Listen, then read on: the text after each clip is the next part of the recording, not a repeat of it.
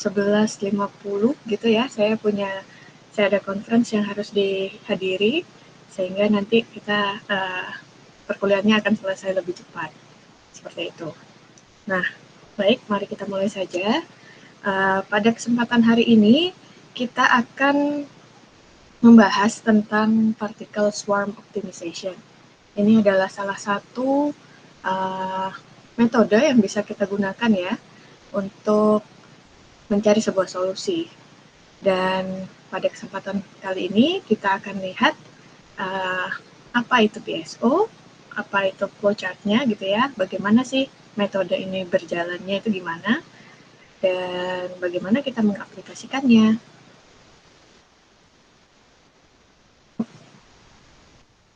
Sebentar, sepertinya ini masih PPT yang GA, sorry.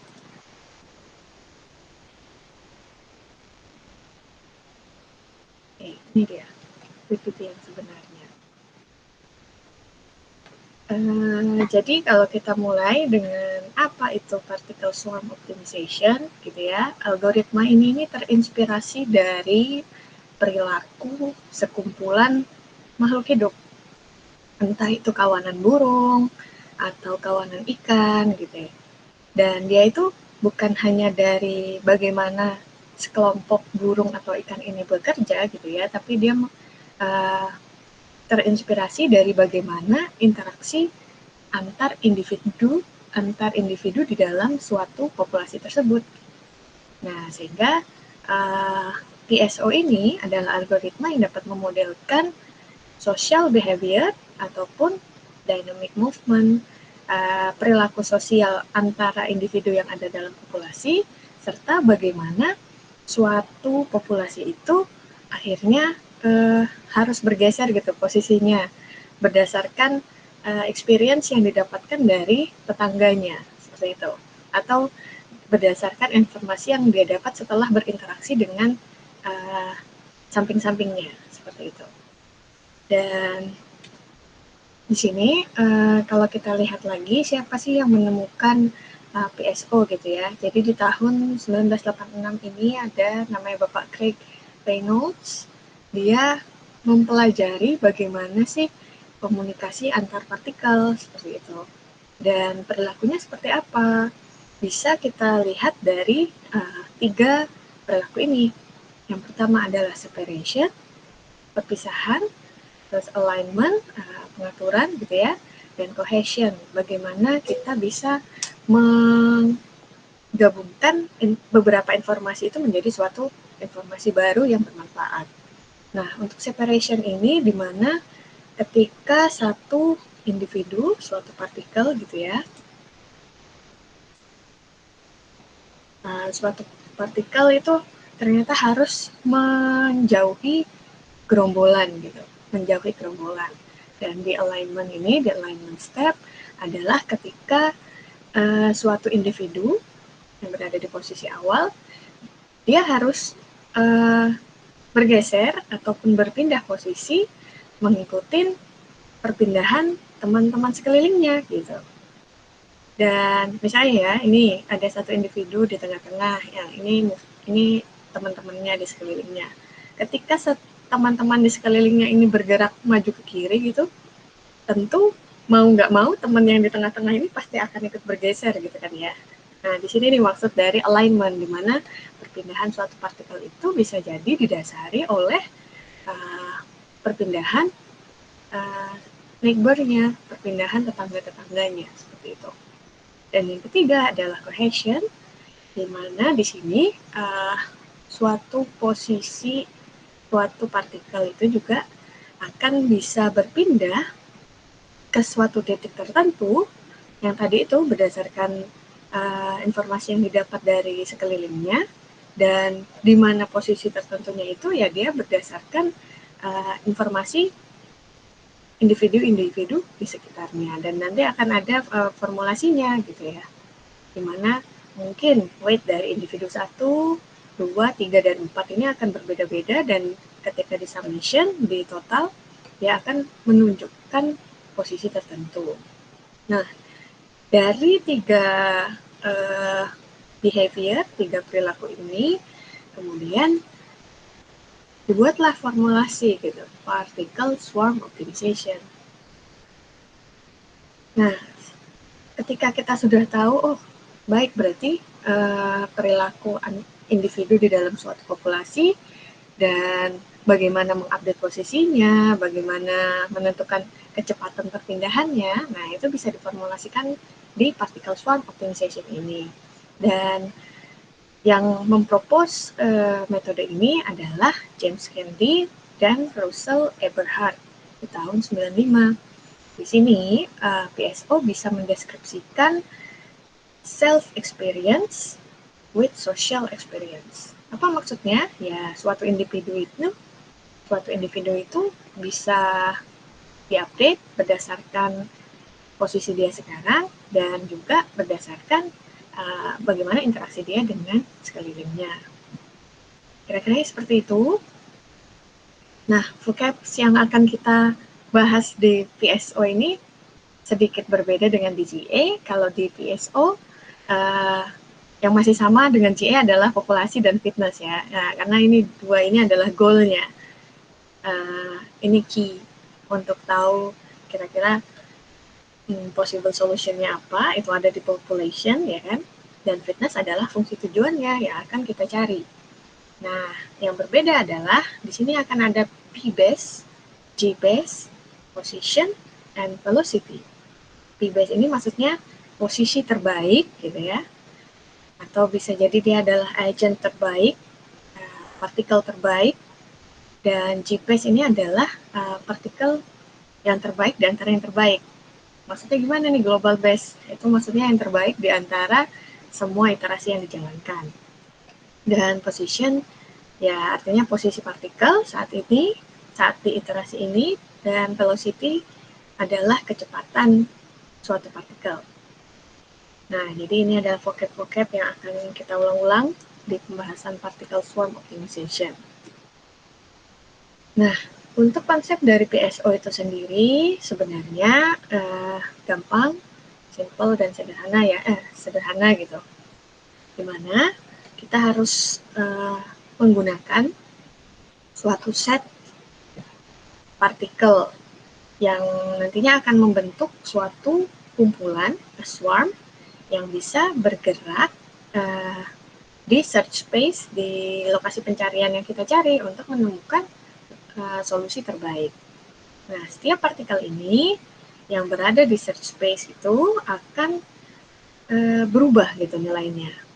Nilainya akan berubah-berubah gitu ya, bervariasi tergantung dengan experience dari suatu partikel ini dan digabungkan dengan experience dari partikel lain. Gimana? Nah, nanti ini outputnya adalah bagaimana dia mengupdate velocity-nya, mengupdate kecepatan dia berpindah, dan akhirnya menemukan suatu lokasi baru, suatu posisi baru, begitu. Nah, setelah itu intinya adalah suatu swarm ini, populasi ini gitu ya, dia akan update di populasi ini akan menyebabkan solusinya pun terupdate. Dan tentu kita dalam membuat swarm-nya harus sesuai dengan search area-nya, search space-nya gitu ya, agar possible solution kita match dengan fungsi tujuan yang kita cari. Dan pergerakan dari populasi tersebut akan nantinya menunjuk ke suatu nilai global optimum. Nah, setiap partikel ini akan diupdate posisinya berdasarkan kecepatan tertentu itu dan akan menunjuk ke sebuah solusi terbaik. Nah, solusi terbaik ini namanya personal best atau P-base gitu ya. Ini intinya dia itu yang terbaik ketika satu iterasi itu dijalankan. Sehingga nanti kalau iterasi kedua bisa jadi P-base-nya sama atau P-base-nya berbeda dari yang iterasi pertama gitu ya. Jadi kalau ini nih ibaratnya kayak lokal optimumnya. Nah, gimana kita cari global base-nya? Kita cari kalau global base ini adalah yang terbaik dari semua iterasi yang dijalankan. Dan bagaimana kita menemukan G-base-nya? G-base itu bisa ketemu ketika nanti kita membandingkan pbase di iterasi 1, 2, dan 3 gitu ya. Misalnya ada 3 iterasi. Ketika yang pertama, untuk iterasi pertama kita hitung pbase-nya berapa. Oke, kita save dia sebagai global base karena nggak ada yang lain gitu kan ya, baru satu iterasi. Namun ketika iterasi kedua, kita hitung lagi fitness-nya, kita bandingkan dengan pbase pertama tadi. Jika hasil yang di iterasi kedua ini fitness-nya lebih baik daripada yang pertama, tentu posisi yang sekarang ini yang disimpan sebagai global base. Nah, kemudian gitu lagi ketika iterasi ketiga. Next adalah, nah bagaimana sih cara suatu partikel itu terupdate posisinya, bagaimana cara dia terupdate velocity-nya gitu kan ya. Nah, setiap partikel bisa merubah-rubah posisinya itu berdasarkan posisi terkini dan kecepatan terkininya berapa, dan akhirnya nanti bisa juga dilihat jarak antara posisi terkini dengan pbase. Jadi jarak antara posisi terkini dengan posisi terbaik ini seberapa jauh, dan juga jarak antara posisi terkini dengan global base-nya berapa. Nah, misalnya di sini ada partikel ini ya, yang bundar-bundar ini. Kemudian movement-nya adalah ketika, ini adalah tetangganya gitu ya, dan dia itu harus bergerak dari sini ke sini gitu ya. Nah, di sini nanti si partikel awal ini akan melihat bagaimana posisi dia sekarang, kecepatan dia sekarang ini di kondisi berapa ya gitu. Kemudian nanti akan dihitung jarak antara dia dengan sekelilingnya, neighborhood-nya gitu kan. Nah, di sini nanti velocity yang harus dia update untuk next iteration itu akan diformulasikan berdasarkan jarak dia dengan sekelilingnya dan dibandingkan dengan posisi dia sekarang. Seperti itu. Nah, di sini juga bila kita lihat ini adalah suatu ilustrasi dari kecepatan posisi dari suatu partikel. Nah, di sini ketika current iteration gitu ya, kondisi saat ini, dan yang kanan adalah next iteration. Di awal kita tahu bahwa ini xt-nya adalah sekian, dan dia harus mencapai ini sebenarnya gitu ya, search space-nya. Namun kalau dilihat dari kondisi sekarang gitu dan dibandingkan dengan social behavior dengan sekelilingnya tadi, dan bisa dihitung berapa nilai velocity-nya gitu ya, nilai kecepatannya yang akan dilakukan pada iterasi selanjutnya. Namun hal ini akan mengarahkan dia ke predicted, ke nilai fungsi tujuan. Jadi ini predicted value-nya untuk solusi yang akan didapatkan bila si partikel ini bergerak ke arah ini, padahal subspace-nya di sini gitu ya. Nah, kemudian bagaimana dengan next iteration-nya? Nah, ketika next iteration bahwa nilai ini akan tetap di sini ya, dan ini juga predicted value akan tetap di sini. Namun, ketika kita sudah bergerak dari partikel satu ini ke next position-nya gitu di sini, tentu nanti di di iterasi kedua dia juga akan tetap mengupdate lagi gitu kan ya, berapa velocity terbaru yang harus saya lalui, terus bagaimana posisi terbaru yang bisa saya update dengan kecepatan terbaru ini gitu. Sehingga akhirnya nanti di next iteration dari posisi ini dia akan bergerak ke posisi terbarunya lagi. Jadi intinya dia akan mengupdate posisinya mendekati posisi tujuannya. Nah, posisi tujuan tahunya dari mana? Tentu dari fitness function yang kita inisialisasikan di awal. Nah, ini kira-kiranya bahwa di PSO yang penting itu adalah kita menentukan range populasi. Jadi populasinya ini harus kita tentukan range tebakannya agar kita tahu search space-nya itu di mana gitu ya. ini boundary-nya.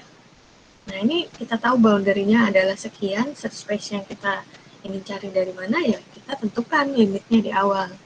Range jawabannya misalnya dari min 10 hingga 10 gitu kan.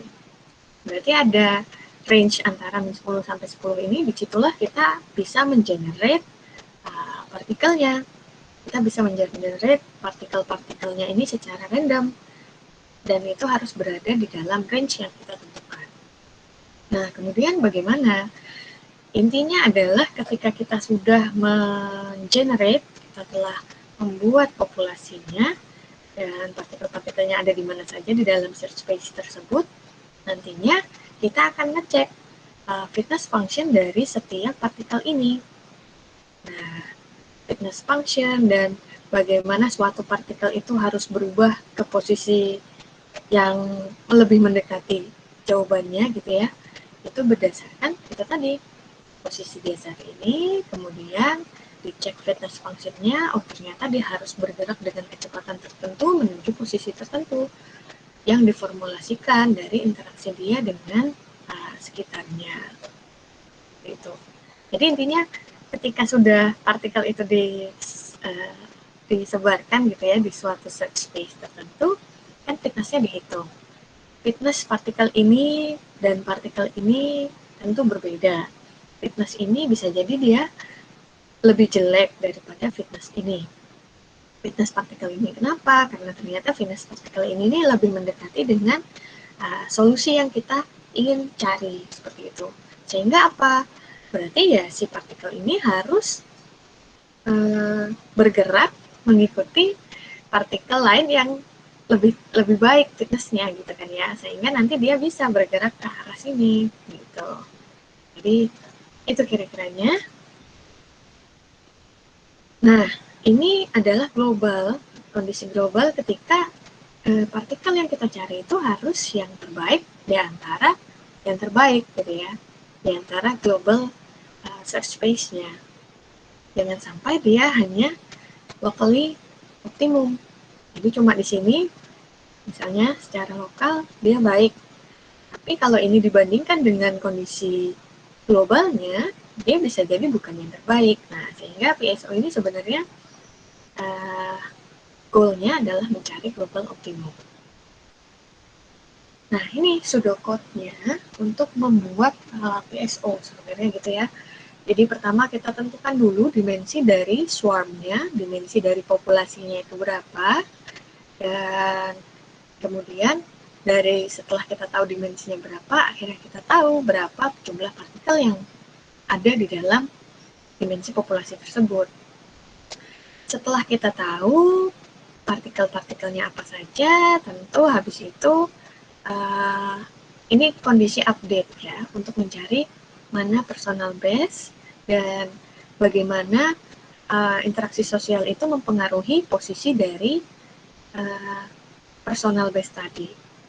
Dan setelah kita tahu gitu, mana sih posisi terbaik, ketika suatu posisi terbaik itu didapatkan, maka ini kalau ketika hasil perhitungan fitness dari partikel 1 gitu kurang dari fitness function sebelumnya. Sehingga apa? Sekarang oke, berarti ini bagus karena ini kayaknya fungsinya minimisasi ya. Jadi ketika nilainya ternyata lebih rendah daripada fitness function sebelumnya, fitness result sebelumnya, maka partikel ini jadi berhak, dia adalah kondisinya terbaik gitu ya. Kondisinya berarti lebih baik dari posisi yang sebelumnya, sehingga di sana bisa kita simpan partikelnya menjadi P-base. Nah, kemudian diceklah gitu nilai si Y1 tadi dengan kondisi sekelilingnya gitu kan.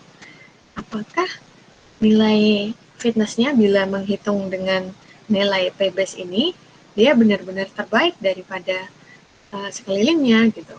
Jika ternyata memang dia lebih rendah daripada fitness base sekelilingnya, maka tentu dia disimpan menjadi nilai yang terbaik.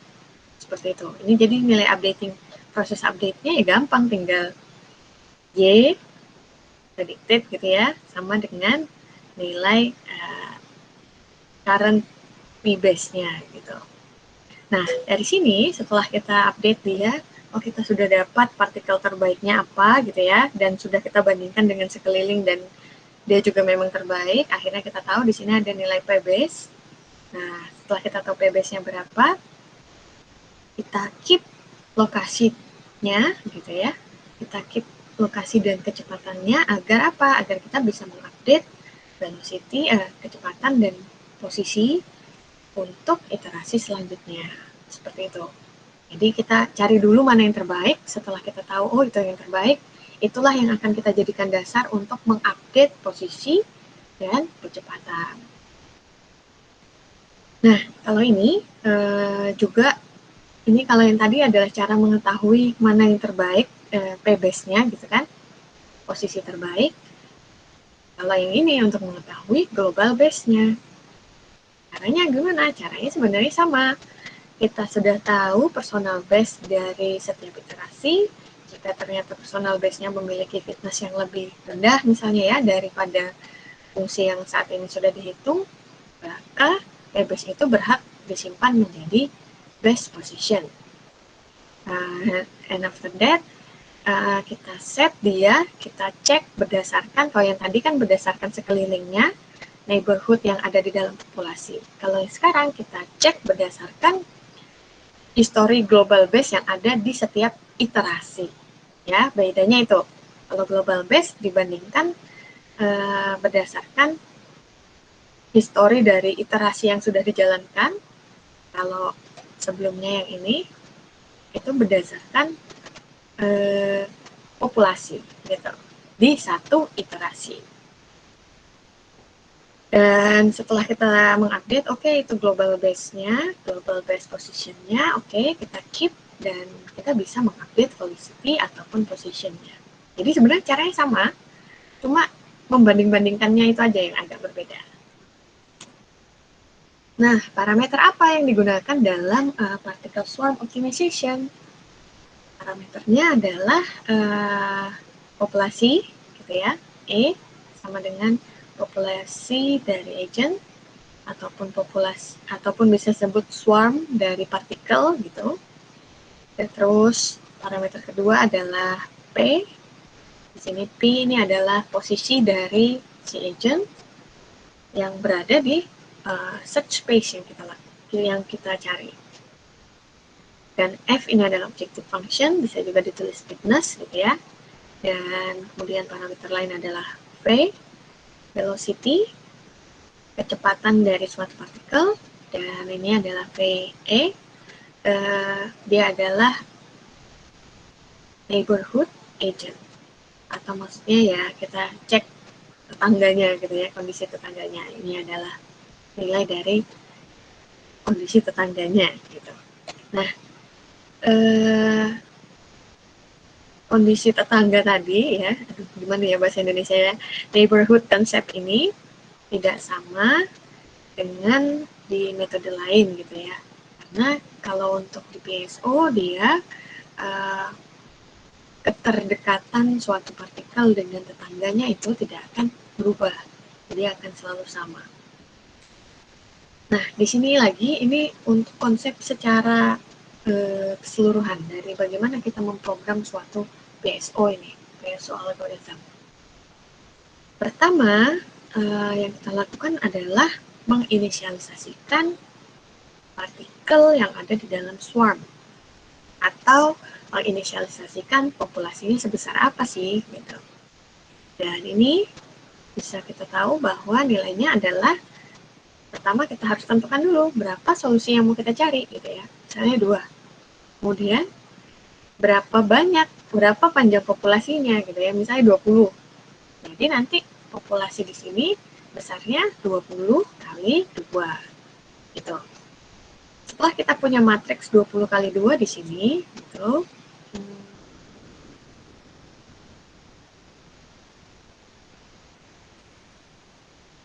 ya, gampangannya adalah setelah kita tahu solusinya, oh ada 2 gitu, Polusi 1, 2. Nah, sekarang kita tinggal tentukan berapa panjangnya. Panjang dari populasi itu. Bisa 1 sampai N, ya kan? Jadi nanti populasi inilah yang akan kita hitung fitness function-nya. Fitness function akan dihitung berdasarkan apa? Bisa, itu tergantung kita sebagai desainer, bisa jadi satu set ini, gitu ya, satu set ini dihitung satu fitness function saja. Bisa jadi juga tiap partikelnya yang dihitung masing-masing fitnessnya. Akhirnya apa? Kalau yang kayak gitu berarti ada 2 fitness result, ya kan? Seperti itu. Nah, tapi di sini intinya dari populasi yang sudah kita bentuk, nah nanti kita akan hitung fitness function-nya. Nah, di sini kalau kita lihat ini berjalan berdasarkan apa? Berdasarkan iteration max. Berarti dia stopping kriterianya bukan yang kalau sudah ditemukan error yang kurang dari 10 pangkat min 5 misalnya gitu kan, dia otomatis berhenti, tapi enggak.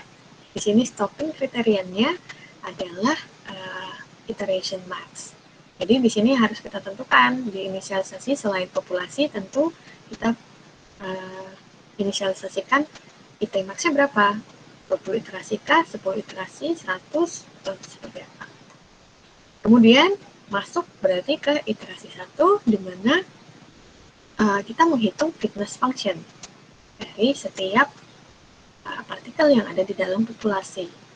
Nah, di sini setelah setiap setiap partikel ini dihitung fitness-nya gitu ya, berarti sekarang saatnya kita mencari P-base-nya, posisi terbaiknya ada di mana, bagaimana cara carinya, ya kita lihat mana fitness yang paling minimum atau mana fitness yang paling maksimum, tergantung dari kita mau mencari apa gitu kan ya.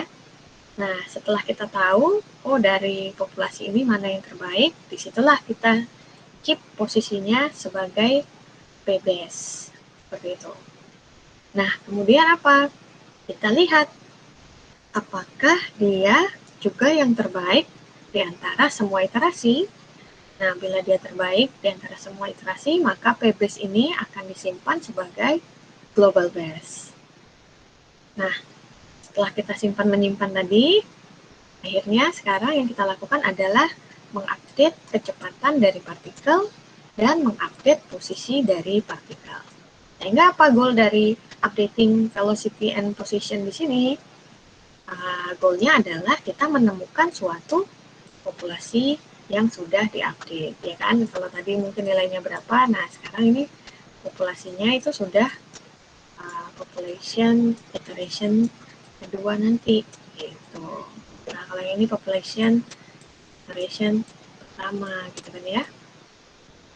Nah, terus berulang hingga ketika iterasinya bertambah, terus sampai selesai. Akhirnya kita tahu nanti dari 20 iterasi tadi G-base-nya berapa.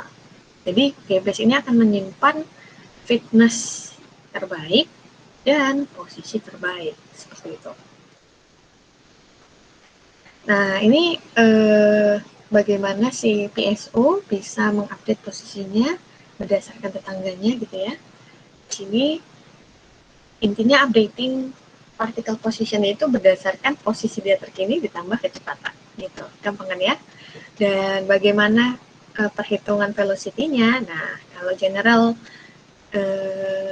general velocity function dari PSO itu adalah ini, di mana velocity sama dengan velocity ditambahkan C1 kali random kali P-base min posisi saat ini ditambah C2 kali random kali G-base min posisi saat ini. Nah, nilai C1 berapa, nilai C2 berapa? Nah, ini adalah koefisien dari local information ataupun global information yang bisa kita tentukan. Besarnya di antara 0 sampai 1. Jadi di sini nilainya mungkin 0,2, 0,3, 0,6. Seperti itu ya. Bisa di-set-set. Nah, bagaimana untuk tahunya juga kalian bisa cari di reference, di jurnal gitu. Cari aja keywordnya PSO. Dan ketika membaca, akhirnya kalian tahu, si author ini nge-set C1, C2-nya berapa ya, kok hasilnya bisa bagus. Nah, gitu cara melihatnya. Tapi intinya sebenarnya C1 dan C2 ini bervariasi antara 0 sampai 1. Tidak boleh lebih dari itu ya. Kalau lebih dari itu, dia akan error programnya. Nah, setelah kita tahu, oh ini tuh ternyata cara untuk updating partikelnya. Nah, kemudian apa yang dilakukan? Inisialisasi ini adalah ya, inisialisasi partikelnya ini ada berapa